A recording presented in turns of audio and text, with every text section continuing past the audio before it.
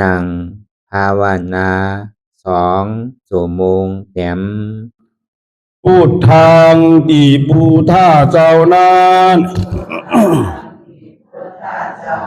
ผู้เจมีเราไว้สาขาแลสาธุธรรมังอีพาธรรมอนัตตาเจ้านั้นผู้เจมีเราไว้สาขาแลสาธุสังฆังอีพระอริยสังฆาเจ้านั้นผู้เจมีเราไว้สาขาแล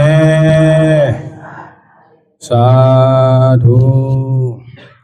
10ต่อไปนี้รวมตีบรวมตานขันธ์ธาตุดังหาผ้าการคา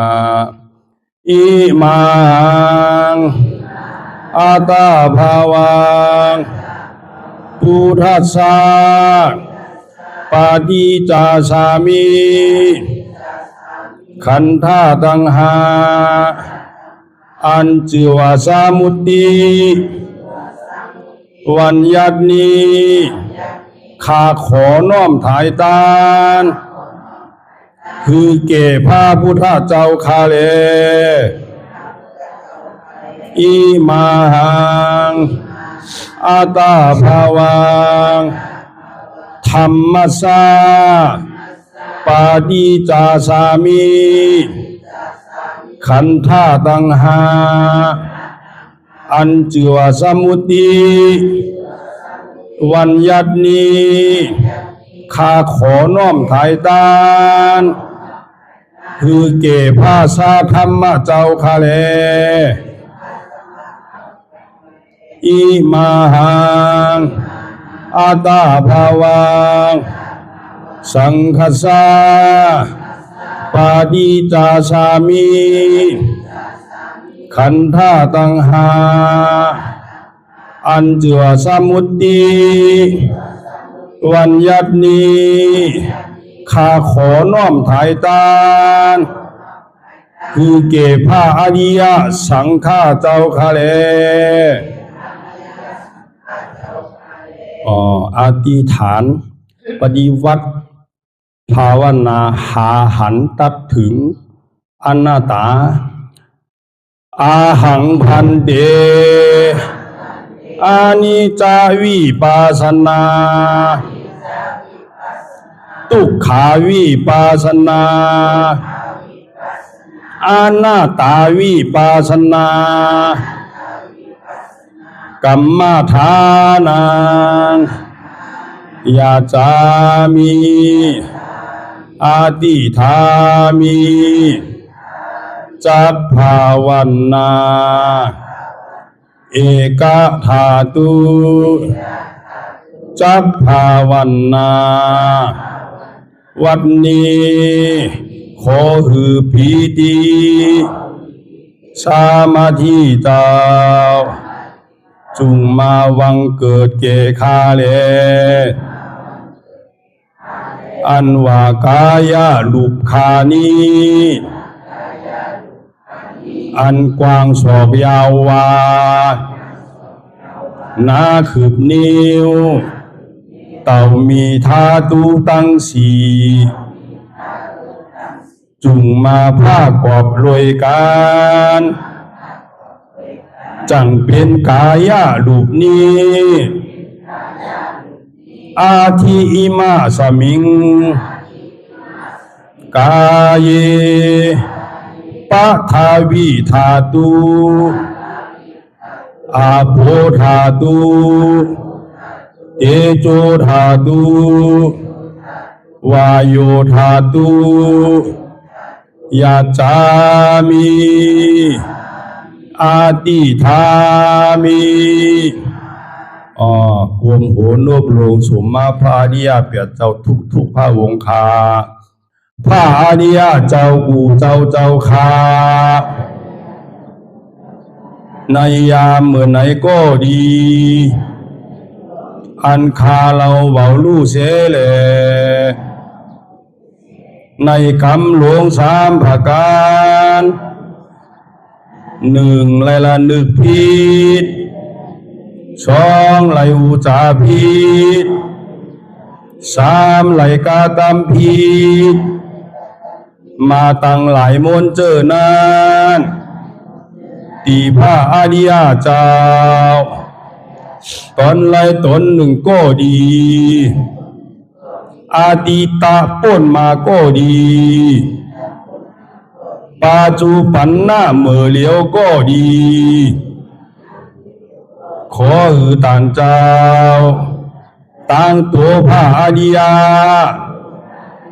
เจ้าตั้งหลายมนขามาลาลดปดพงตัวสานุตัวโลดอาโหสิกรรมว่าเป็นปาปาทาน 热爱者府比蓝牙模式 อันจำเป็นโอมทลายเฮหับตับมรรคผลนิพพานอันจักเกิดขึ้นมาไปนานาน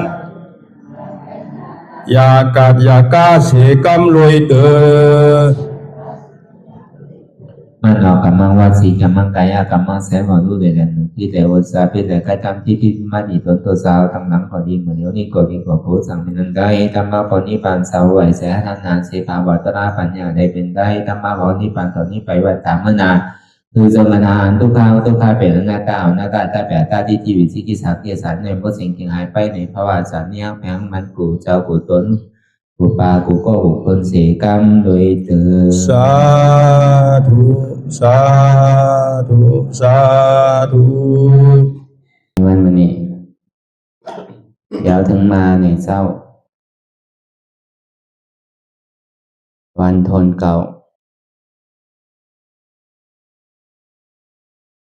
ปี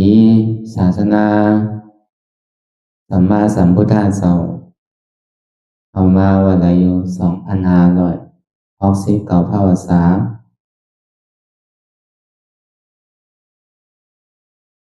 ปีลายสง่าจุฬาสักราปา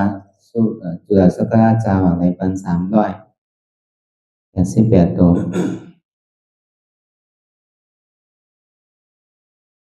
เดินแจ๊ดเรียมมาวันอายุ5 คำปีขีดสกัดวันที่6 เดือนเมษายนปี2026ในปางสร้างคือคำปฏิวัติอนัตตาวิปัสสนาภาวนาหาหันยอดทำอนัตตา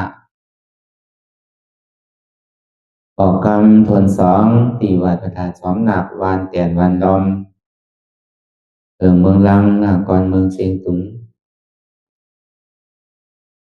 นี่ก็เป็นเวลากลางในเช้า4 โมงต่อถึง6 โมงนี่ก็ขอเจริญสุขเจริญธรรมจงมีแก่นักปฏิวัติธรรมทั้งหลายแด่ภิกษุสังฆาสามเณรสาวกปัสสิกาที่ได้มาบรรยายธรรมะเพื่อการปฏิบัติ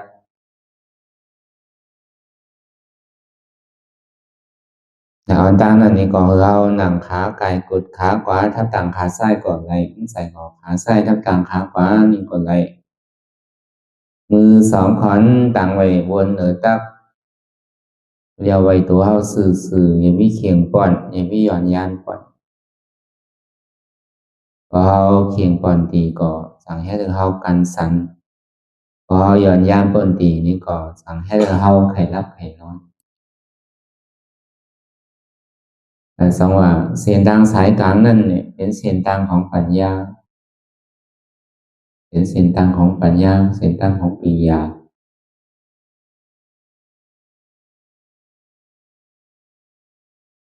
รับหูเนอเปิดหูญาณปัญญารับตาเนอเปิดตาญาณปัญญาพิจารณาดูอันไหนที่มันพูดพอเกิดขึ้นเปลี่ยนมานั่นก็เราพอหมอวางเป็นอนัตตาเลยเพราะว่าอันมันพูดพอมาหลายเสื้อหลายหลองนั่น มันมีอัตตาเป็นอัตตาอัตตาหนอกก็ดีอัตตาในก็ดีเพราะฉะนั้นจึงบอกคืออย่าไปลืมอนัตตา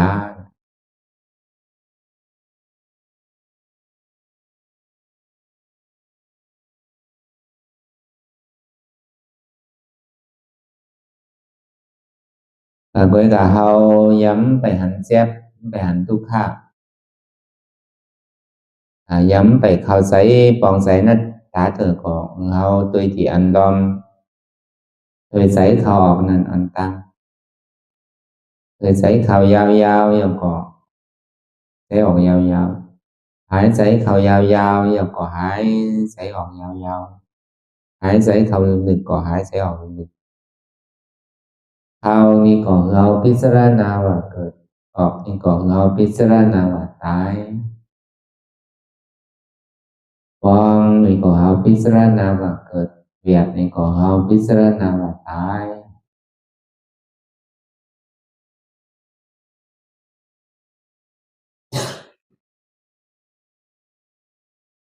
มันsẽ bảo theo tôi thì nên cóถึงพอสุดใส่ตรงว่าเส้นทางสายกลางเส้นทางปัญญานั่นเอาตั้งแต่เฮาหนังรับตาไปยาวนี่ก็เขาก็เอาสัมมาทิฏฐิตังหันจบสัมมาสังกัปปะความพิจารณาจบอันนี้สองตัวเป็นผู้อ่อนโหสัมมาวาจาสัมมากัมมันตะสัมมาอาชีวะอันนี้เป็นศีลสัมมาวายามะสัมมาสติสัมมาสมาธิอันนั้นของว่าเป็นสมาธิของว่าปัญญาศีลสมาธิวิปัสสนานั่นในมันที่ให้เราปัญญานั้นเกิดขึ้นศีลนั่นในมันที่ให้เราโตใสใจใสสมาธินั่นนี่มันที่ให้เราโตนิ่มใจนิ่มถึงสามมันนี่แหละโหมกันนี่แหละเหตุการณ์โดยกาผู้อันโทนามันเตก่อผู้เป็นเก้าเงามันเตก่อเป็นปัญญาเป็นผู้เก้าเป็นอันโหโทนาพอเปิดในอริยมรรคมีองค์แปดนั่นเป็นปัญญานำหน้าจังหวะอันใดอันเฮาปฏิบัตินี่มันเป็นปัญญานำหน้าศีลทีเดียวพอเฮาหันอันหมานเตหันจอบเตพิจารณาจอบเตก็จังหวะศีลนี่มันก็เป็นออโตเมติกเป็นอัตโนมัติของมัน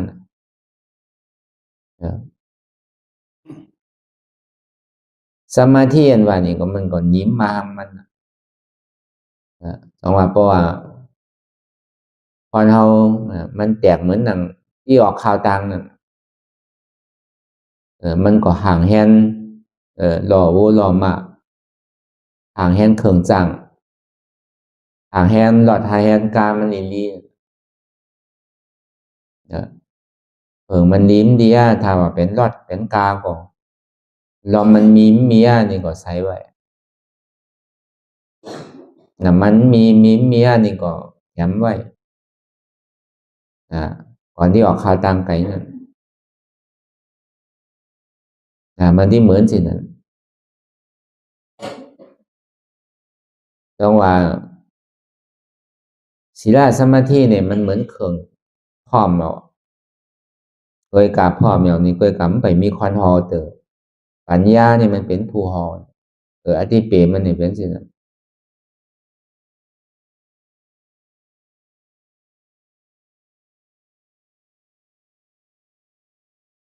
จังหวะมันเป็นงานปัญญาเนี่ยมันเป็นงานวิปัสสนาเนี่ยมันเป็นงานปัญญาอันเฮาถูกที่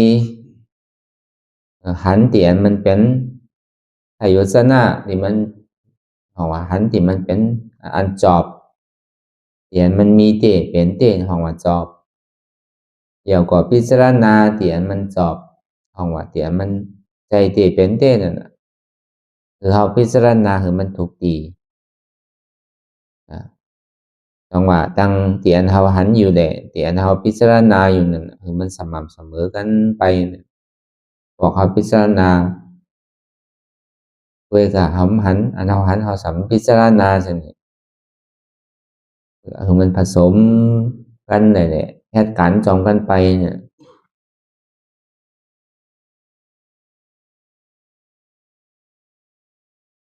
จังหวะพอเฮานั่งหลับตาไปยาวนี่ก็คือมันมีการเฮ็ดคำเดียวจังเฮ็ดซังจังเจนจาซังก็เอามาเจนจาโดยในร่างกายตัวตนของเฮานี่ก่อนมาอยากถึงมื้อเหลียวนี่อีซังก็มันเหมือนเก่ามันขายมาติ๊กๆขายปีขายเดือนขายวันมาไอ้อาสาเขาก็ขายมาซ้อมกลางเทาก็มาซ้อมกลางแป้นก็มาซ้อมถึงที่สุดก็กลางตายถึงมามันมาน่ะตั้งน่ะเพราะฉะนั้นในเวลาของเฮานี่มันปนนำจังหวะข้าวยามเตียนมันมีกาขันมันมีเวลาที่อันเฮาถูกที่หิมแน่นไวคือมันปอตันได้นั่นเหมือนเฮาเอาไปหาแสงนั่นน่ะคือมันพูดถึงมันถึงคือมันไหลไวนั่นน่ะคือมันไหลแสงคือมันไหลแสงรัตนะเหมือนเฮามาจากถือปฏิวัติกันนี่ในมาทอบยาศาสนาพระพุทธเจ้านี่เหมือนเป็นควันไปหาแสงไปขุดแสงว่ะก็คือไหลแสงปอกนั่นอย่าไปเอามาหินลับภาพปอกอย่าไปเอามาหินปอกนั่นเราเกี่ยวแสงปอกนั่นสิ่งที่กึ่งตานเห็นเฮาได้มาทอบญาศาสนาพุทธเจ้าแต่ได้มาตื่นปฏิวัติกรรมกันนี่ของว่าเฮาได้มาขุดหาแสง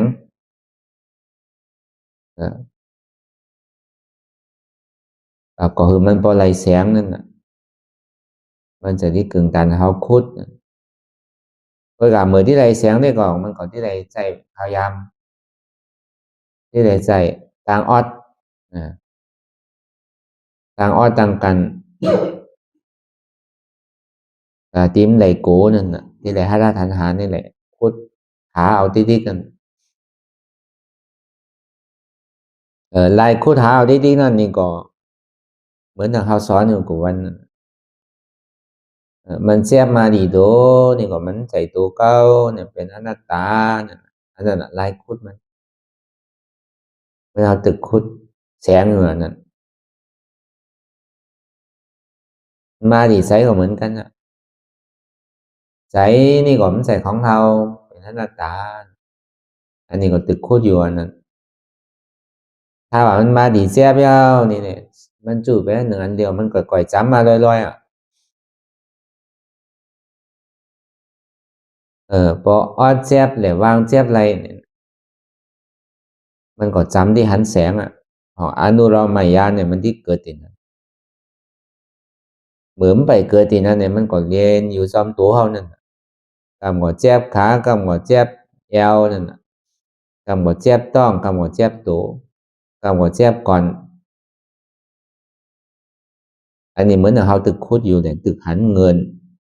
ตึกหันสายอันแสงที่ออกอยู่พอคุดไปคุดมายาวเนี่ยพอเขาดึกไปยาวนี่ก็มันไปเข้าถึงเนื้อมันยาวใจนี่มันพูดปลอมมาแต่ถ้าว่าเจ็บใจตายเนี่ยพอไข่เกิดอ่ะพอที่ตายอ่ะอาจที่ตายเตี้ยวจังเนี่ยเจ็บว่าพอไข่ตายอ่ะเดี๋ยวว่ามันไปเจ็บเต้แต่นั้นว่ามันยังตึกหันใจอยู่แต่ว่าพอมันผ่อนใจเอานี่มันหันเนื้อมัน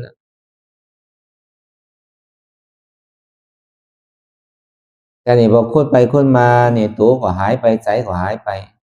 เวลามันมาดีเจ็บเนี่ยถึงตัวถึงใจมันมาจู่ทีนี้เสียงอันเนี้ยมันถึงร่อนถึงแกนมันอ่ะเออ เพราะว่าจุนแหลวางเจ็บตัวนี้ไรนี่ก็ทองว่ามันจำหมากมันจำอนุโลมอนุโลมมันว่านั่นมันรวมขันต่างหาทั้งหมดต่างเสียงเนี่ยเป็นอนุโลมคือเว้นอันหนึ่งอันเดียวไว้ก็วางแปดอันเนี้ยมันเป็นตอนตาที่คุดเนี่ยคือไรแสงกำเดียวเพราะฉะนั้นพอแค่สิ่งนี้ไปที่คุดไปสิ่งนี้ที่แต่ก็อันหันเงินมันมีหันเนอมันมีอย่ากลมหันร้อนมันเนี่ยมันมีใดมันถึงมีมันถึงแป้นไรนั่นมันมีที่เฮาคัดใสโดซานั่นมันก็ถึงที่ไรมันพอเฮาเจียวคุดเจียววางไหลเจียวแค่อยู่ที่ติ๊กนี่ก็มันก็เจียวถึงนั่นน่ะมันมีที่เฮามีทางคัดใสมีทางออดเยินกันไหลนะมันจะที่ไหลมานั่นน่ะแสงนั่นเพราะฉะนั้นสิ่งที่เฮามาพิจารณาดูในร่างกายเดี๋ยวมันติดจับกับเฮาไว้อยู่นั่นจังหวะอันที่ลมถอยใจเนี่ยมันก็ติดจับกับเฮาไว้อยู่มันเข้าออกติ๊กๆนั่นน่ะจังหวะมันเป็นปริยายนั่นน่ะมันเป็นลายที่คือเฮาปองใจหนังหือแต่เฮาปอที่วางไหลเตียนมันติดจับกับเฮาเตียนเฮาอยู่มาเป็นตัวของเฮาเพราะฉะนั้นจึงอธิบายคือตัวนี้มันใจของเฮาเนอเนี่ยเวกามันใจของเฮานี่ก็เฮาก็ที่ใดใจที่ใดตื้อกรรมมันนี่แหละสืบข่าวตังสืบไปจอมเสียนตังไปผมมีมันก็สำได้เวกามันเป็นเข่งที่แค่ถึงเฮาโดขี่ไปนั่นน่ะพอเป็นเมียวอันพายนี่ก็มันเหมือนเฮอมันเหมือนเปเลยเฮาโลได้เอาใจมันพายไปเพื่อกับมันใจของเฮาเตะเพื่อกับเฮาสัมที่ใดใจมันได้พายไปทางฝั่งปุ่นจังหวะมันมีอะไรอย่างมันมีเขื่องตาที่แค่ถือเฮาเขียวเฮาก็รู้ใจคือมันเป็นพยชนะที่มันเป็นนำตอนพรดีหรือว่าเป็นพยชนะอันดีที่สุดเฮารู้ใจมันไปหนทางที่อันดีที่สุดหนทางที่มันดีที่สุดนี่มันโดไปอันดีแข็งโดไปผมใจมันที่เสียเขาเสียของเนี่ยมันที่เสียลางหลอกลายๆเนี่ยเท่าไรมาตัวนี่ปองเท่าไรลางมาก็ใจมันเป็นพโยชนะก็คือมันเป็นเส้นทางเตียนเท่าที่ไปเนี่ยคือมันดีที่สุดเมียดดีที่สุดประเสริฐที่สุดนั่นแหละปัญหาจึงนี้กึ่งตานว่าอันเท่าไรมาเป็นมนุษย์ซ่าเนี่ย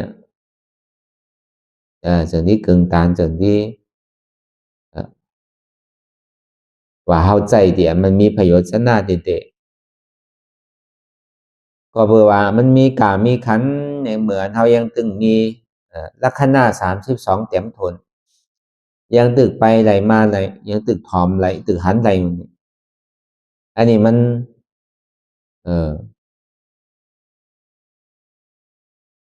มันเหมียนตีเหมียนตังมันมันจับอย่างจับข่าวจับยามมันเหนียวเขาก็โลหางแฮนพร้อมลีงามไม่แหละไปถึงมันปอถึงที่ดีที่สุดอันนี้แปลว่าซื้อเนี่ยสิ่งเดียนเฮาหนังที่เฮามีโตเนี่ยหนังนี่ปองว่าเฮาไปที่อันดีที่สุดประเสริฐที่สุด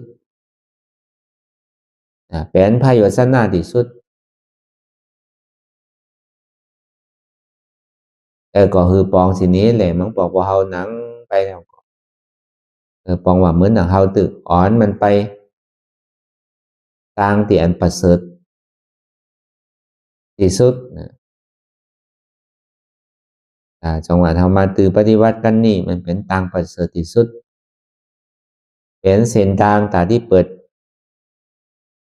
ถ้าตูนิพาน แล้วก็ปิกพัตตุอัปยภูมิทั้งสี่เหมือนเราคัดใจพายคัดใจลุยคัดใจพายป้อนในตุกติภูมิเนี่ย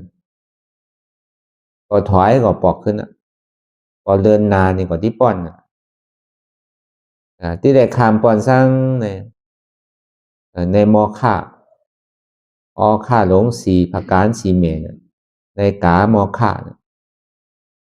กามอค่ามามอค่าที่ได้คามแปดในกามามอค่าถึงฝั่งทั้งปุ่นที่ได้คัดใจคามกว่าเดี๋ยวมันมีหัวซึกกิเลสาสองตัวที่ไปทาไว้เลยไปเฮหับตับไว้กูเจอกูลองกิเลสาตาที่เลยวิสิกิสานี่สองตัวนี่เป็นผู้เป็นผู้บัญชาการตาที่เฮหับตับกูเจอกูลองเมื่อไรเขาเต็มจังหลอดเข้าไปอะไรนั่นมันก็เฮหับตับเขากูพายกูป้ายเพราะฉะนั้นพอเขาทหารนี่แหละไปตั้งนาวติ๊กโกหลองอัญญาพืชลองเวทนาที่มันบอกเกิดขึ้นเป็นมาสนิโกเนี่ยคัดใจอะไรดุยคัดใจอะไรพายไปเหมือนควันไปนำปางลายนั่นนำมหาสมุทรลานั่นโอ้ยเมื่อพายุมาเนี่ยก็มันมาบอกขึ้นเป็นวาเป็นสิบวาบนเนี่ยพอขึ้นมันขึ้นมาเนี่ยเพื่อพอคัดใจไปที่ก็สัมป่อนไปเหมือนมันแห้งก็แห้งเพื่อกาเป็นซื้อก็ยาวเฮอมันไหลก็กาจึกมันขาดก็ยาวน้ำปอกเนี่ยใจเขาไหลไปทางนี้ทางหน้าเพื่อกาจึกมันคือขาดความเป็นซ้ำเพราะฉะนั้นในข้อที่หนึ่งน่ะก็คือเขา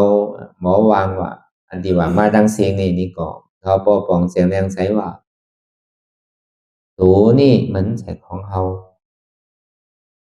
มันเป็นอนัตตาในปาลีห้องว่ารูปขันธะอนัตตา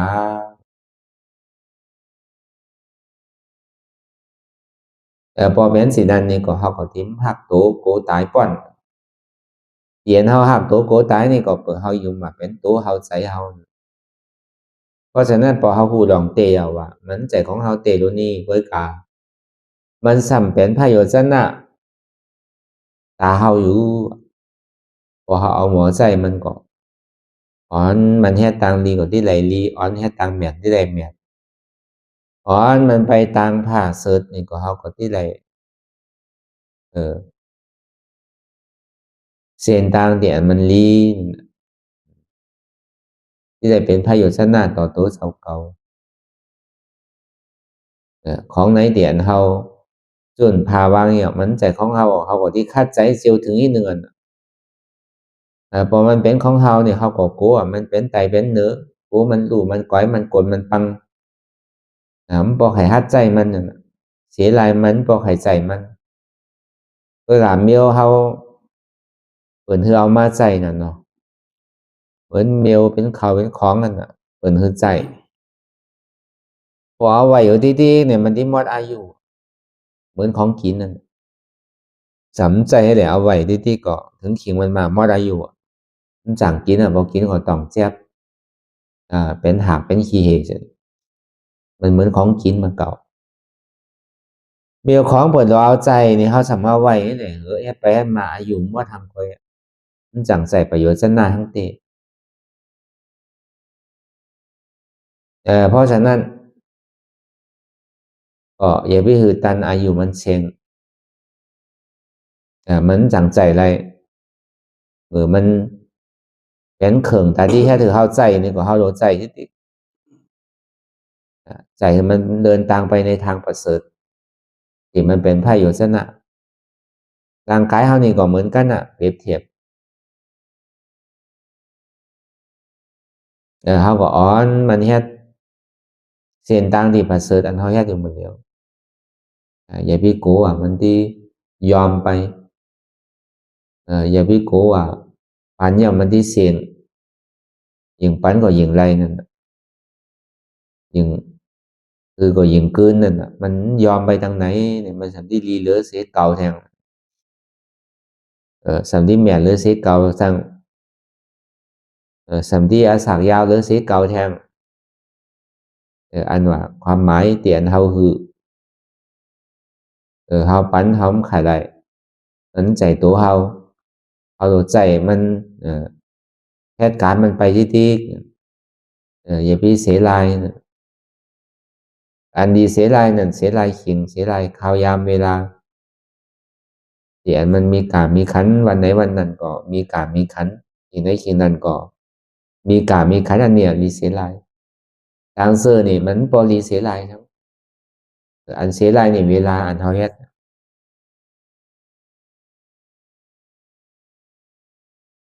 จังหวะตัวนี้หัวใจของเฮามันเป็นอนัตตาเนี่ยรูปะขันธะอนัตตากันที่สองมาเนี่ยมันลึกหรือสีตัวเนี่ยเป็นใจใจนี่ตัวหยาบนะตีหยาบนะตัวนี่ยังไงพอมันเจ็บเฮาโลเปใจเฮาโลไหลเปแต่เฮาโลถ้าจุดนี่เนี่ยเฮามันนึงก็หยาบ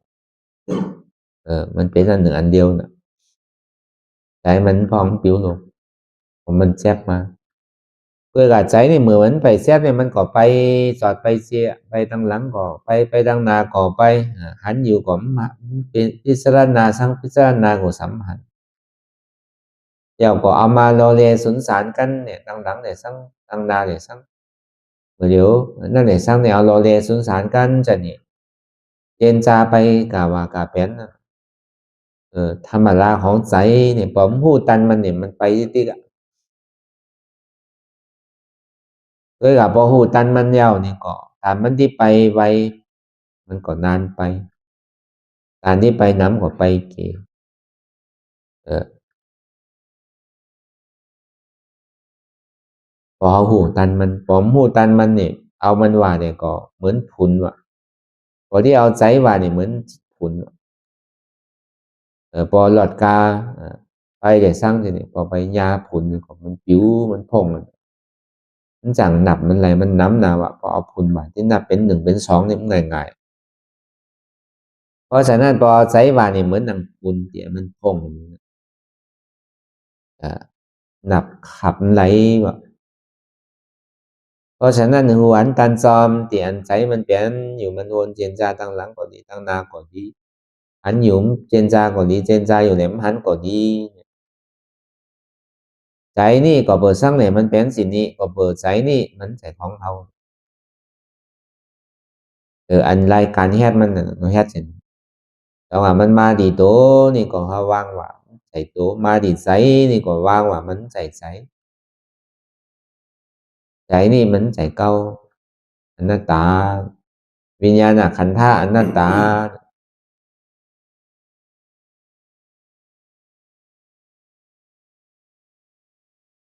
แล้วนี่พอมันป้อนสายมายาวเนี่ย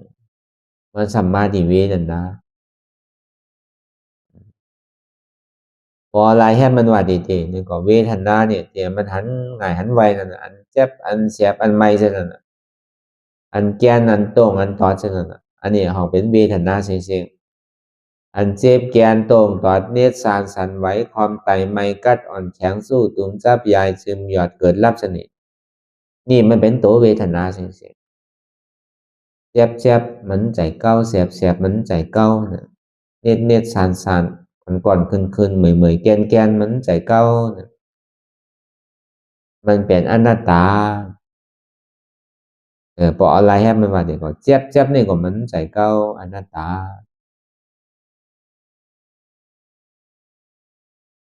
แต่พออะไรให้มันว่าไล่ให้มันไวๆว่าเดี๋ยวก็มันมีสามตัวกันมันใจตัวก้มใจก้มใจเจ็บก็เพื่อนอ่ะในขันธ์ธาตุดังหาเนี่ยมันมาหย่อเป็นสามตัวแต่มันเป็นขันธ์อยู่ขันธ์ธาตุดังหาพอหย่อมาทางมีสองตัวกันเป็นรูปเลยเป็นนามรูปธรรมเนี่ยนามธรรมไง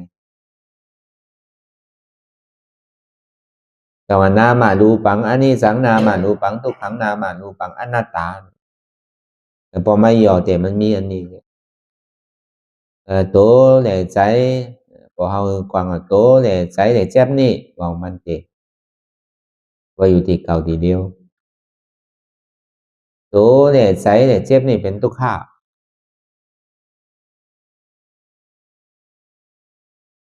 ทุกข้าเดียวมันเกิดขึ้นดีโตดีใจดีเจ็บนั่นว่าอะไรเป็นอนัตตาอาสามมีหลอนมีแก่นมีสารสังอาสารมันtrong bài họcที่ไปยึดยับกับมันว่าเป็นตัวเก่าเป็นใจเก่าเป็นเจ็บเก่าเก่าหรือออกหรือใจน่ะหนูเจ็บน่ะหนูขันใจน่ะหนูมันใครขามอะไรดูอันนี้อย่าพี่ถึงมันมีจังหวะในระยะเวลา2 ชั่วโมงนี่เขาก็พึ่งตัวดีๆตั้งแต่เขายามหันพิษหันว่ามีโหมีขามีมือมีตัวมีใจมีเจ็บเขาก็สำคัญเอาตั้งหันอันจอบตั้งหันอันแมบมันเมียนของว่าสัมมาทิฏฐิโหมีขามีมือมีตัวมีใจมีเจ็บเอาอันนี้เข้าไปเหตุการณ์จอมอันเตียนเขาอยู่แบบมันมีหูมีมือมีขามีตัวมีใจมีเจ็บก็มีหูก็มีขาก็มีมือก็มีตัวก็มีใจก็มีเจ็บมีหูก็มีขาก็มีมือก็มีตัวก็มีใจก็มีเจ็บก็เป็นหูก็เป็นขาก็เป็นมือก็เป็นตัวก็เป็นใจก็เป็นเจ็บเป็นหูก็ขาก็มือก็ตัวก็ใจก็เจ็บก็อันนี้ต่างหันพิษต่างหันจอบก็ต่างหันพิษต่างหันจอบพูดต่อมานี่ก็ต่างหันอันจอบของว่าสัมมาทิฏฐิมีหูมีขามีมือมีตัวมีใจมีเจ็บก็มีหูก็มีขาก็มีมือก็มีตัวก็มีใจก็มีเจ็บมันเป็นหูเป็นขาเป็นมือเป็นตัวเป็นใจเป็นเจ็บก็เป็นหูก็เป็นขาก็เป็นมือก็เป็นตัวก็เป็นใจก็เป็นเจ็บนี่เขาว่าสัมมาทิฏฐิไปเหตุการณ์จอมที่อันมันตั้งมีตั้งหันพิษหันจอบเอาสัมมาทิฏฐิเข้าไปเหตุการณ์ก็นี่สัมมาสังกัปปะเนี่ยมิจฉาสังกัปปะมิจฉาสังกัปปะนี่พิจารณาจบลองตั้งเทียบตัดมันจบลองตั้งอันมันสอชนเนี่ยมันเทียบตัดนั่นเนี่ยมันจบนี่มันจบถือ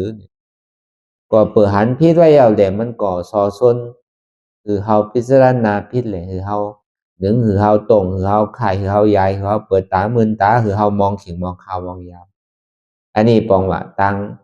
พิจารณานี่มันจอบยาวตั้งเฮ็ดนี่มันจอบมันใจเอา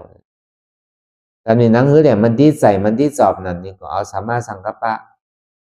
วนกอกออกหนึ่งพื้นตรงไข่มันได้มันเปิดตามื่นตามองขิงมองขาวมองยาวเป็นคือก็ยาว2 ชั่วโมงนี่คือมันไหลเปิดพื้นก็ก้มพื้นเปิดหนึ่งก็หนึ่งเปิดไข่ก็ไข่เปิดก็เป็นคอนก็เป็นคอนเปิดก็มีเหมือนกันมีขา2 ขอนมือ2 ขอนหู1 ปอดตัว1 ปอดมีเหมือนกันเกิดเหตุอะไรก็เหตุอะไรไว้ใจจิตในกรรมไว้ใจให้ทัดจิตในกรรมพอเป็นสิ่งนี้ที่เดียวนี่เด็กก็มันขาดมันต้องเนี่ยมันเป็นไหนที่ขาดที่ต้องวันหนึ่งกว่าวันพอเขาไก่เฮ็ดไก่ล่างไก่ปอดไก่สุกไก่สีอยู่ก่อมันคามอะไรนะที่เรียนวันนั้นวันหนึ่งก้อยวันหนึ่งcả mườiวันที่ก้อยนี่ก็เขาก็ที่ได้ใจคึงยิงเหลือเสียถาดินนำลมไฟนี่เผาที่กันที่ได้สารน่ะมันจะนี่เป็นอะไรแต่ว่าคำเต็มกู้ภัยนั่นน่ะพอมันเป็นคำแจดนี่ก็มันเผาที่ก็อันแจดมันที่ออกมาตีอันมันแก้มันปลอมตีอันเปิดรอกันนั่นน่ะมันที่หายไปก่อนที่ได้ปึงถาดินนำลมไฟนั่นน่ะเผาที่แต่ว่าโลมแหงไฟลูกดินแคมนำแหงโลมแหงไฟลูกเขาซุกน้ำแหงเหมือนเขาหุงเขาส่วนไฟมันดุพอนำแหงของเขาก็ซุกมันเหมือนสิ่งนั้นนะการทำหนังทลาจ้างถือปฏิวัติกันตาเขาที่ไว้วางตัววางใสอะไรนั่นก่อนที่ได้ปึงเผาเผาแทงแล้วก็เบิกเคิงอีกทั้งก็ยาวแต่มันที่เผากิเลสอะไรเนี่ยมัน เผาไหลบ่มีเพิงสมาธิที่สัมมาสังกัปปะนี่มันจังเผาไหลเพราะฉะนั้นนี่ก็ธรรมมีนี่ก็เราบ่หันทำใส่นี่ก็เราบ่ฮู้ธรรมมีหันสังหันทุกขะทำใส่หูสังหูว่าทุกขะนี่เป็นอนัตตาธรรมมีหันสังหันเจ็บทำใจหูว่าเจ็บนี่เป็นอนัตตาธรรมมีหันว่าใจหัวเก่าใจขาเก่าใจมือเก่าใจตัวเก่าใจเก่าใจเจ็บเก่าทำใจหูว่ามันเป็นอนัตตาธรรมมีหันเจ็บแกนโต้งตอดเนตรสานสันไหวความไตไม่กัดอ่อนแข็งสู้ตุมซับยายจึงอย่าเปลี่ยนรูปทำใจหวนเจ็บแกนโต้งตอดเนตรสานสันไหวความไตไม่กัดอ่อนแข็งสู้ตุมซับยายจึงหยอดนี่เป็นอนัตตานี่ก็วนเส้นจายาวๆข้าวยามหึงอย่าพิว่าไว้ป้อนตีอย่าพิว่าเทิงป้อนตีเตียนเฮาหันได้สังเตียนเฮาวนเส้นจานั่นแหละสังหือมันพอเพียงกันไปวนเจนจาต่อถึงเจ็บนั่นสุดวนเจนจาต่อถึงทุกขานั่นสุดถ้าต่อถึงอัตตานั่นพอตกพุทธขาดไปอันไหนที่มันพุทธบ่เกิดขึ้นเป็นมานั่นนี่ก็คือเฮาบ่หมอวนวางเป็นอนัตตาไหล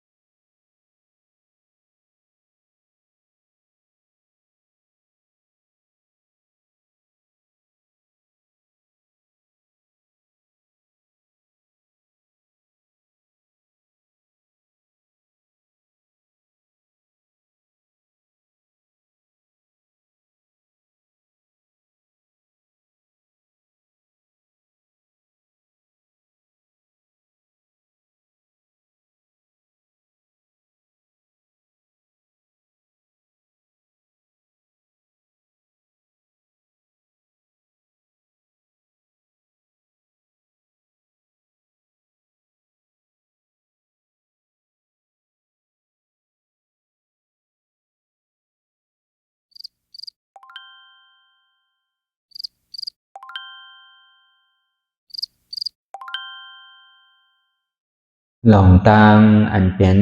อยู่ตุกเจอตุกยามอย่าคลองคำไปตีใส่หูพอถอนออกตีใส่หูมันออกเสียงก่อนสภาวะไหนก็ดีหลองตังอันไหนก็ดีอันเกิดขึ้นมาตีโตตีใสตีเสียบฉะนั้นพอถอนออกตีใส่หูมันออกเสียงสภาวะอยู่ถักสี่ภาการเสื้อนั้นแจบแกนต้งตอดนิดสานสันไหวคอมไปไม่กระดอนแข็งสู้ตุ๋มซับยายซึมหยอดเกิดลับสภาวะอยู่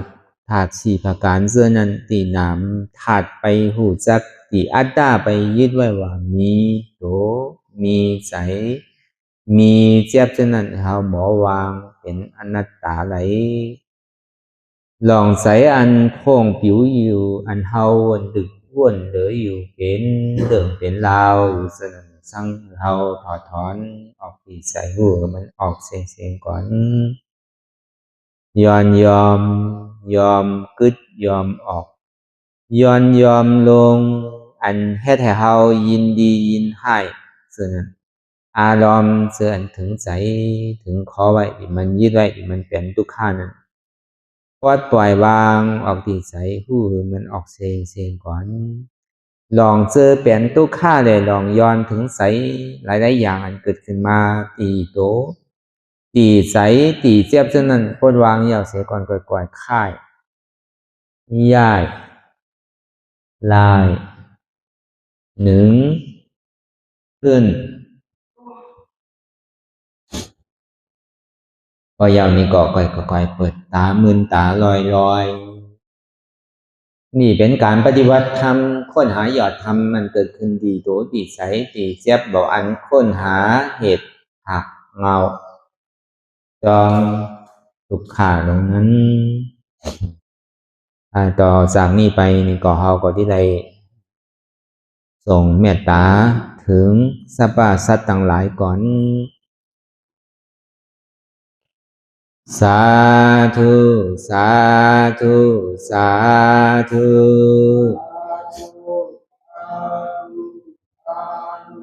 ผู้ฆ่าต่างหลายขอเชิญเอาอย่างเทศนาวุญที่ผู้ฆ่าต่างหลายไหลกาตามมาแล้วในวันนี้คือว่าไหลอือตานรักษาศีลหลับตาภาวนาเจริญวิปัสสนาญาณพังธรรมเทศนานี้และขอสุ่มหือมากรรมสุยังตอนโต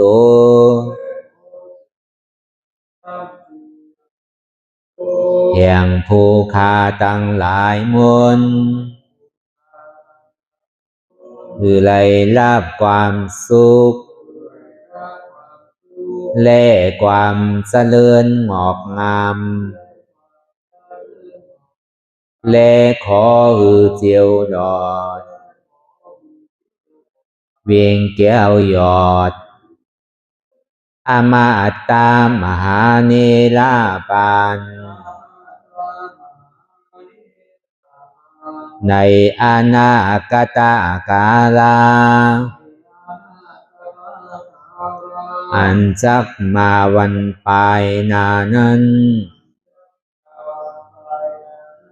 แก่ผู้ฆ่าตั้งหลายมนทุกตอนทุกองทุกผู้ทุกคนและเตือแทงผ้ากันหนึ่งผู้ฆ่าตั้งหลายมน ขออุทิศนาบุญทั้งหลายมวลผงนี้ไปแผ่พายถึงเทวาวุตเทวาดา